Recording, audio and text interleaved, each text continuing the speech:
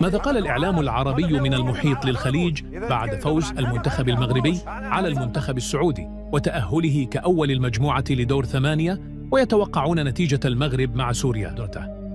فيما صرح المصري محمد بركات لقناة الكاس وقال: ها هو المغرب يا سعوديين، قلتها سابقا وأكررها الآن، لا تستفزوا المغرب أبدا، نحن في مصر نعرف هذا المنتخب جيد. فيما صرح العراقي نشأت أكرم لقناة الكاس وقال بصراحة شديدة: ما يقدمه المنتخب المغربي يجعل أي فريق يعيد حساباته قبل مواجهته، هذا منتخب قوي ومنظم ويملك شخصية كبيرة داخل الملعب، لذلك أقولها بكل وضوح، لا أفضل أبدا أن يواجه المنتخب العراقي المغرب في أي مباراة إقصائية.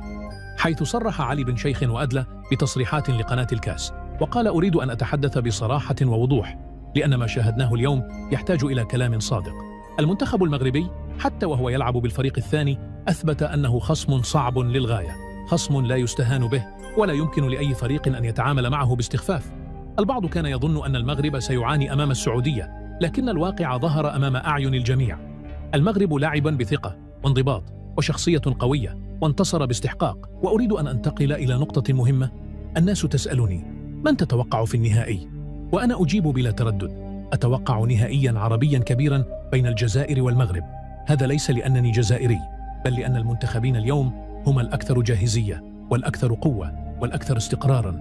فيما صرح مدرب المنتخب التونسي السابق منذر الكبير وأدل بتصريحات لقناة الكاس وقال بكل صراحة: اليوم وأنا أتابع ما يقدمه المنتخب المغربي شعرت بمزيج من الإعجاب والتحسر في الوقت نفسه.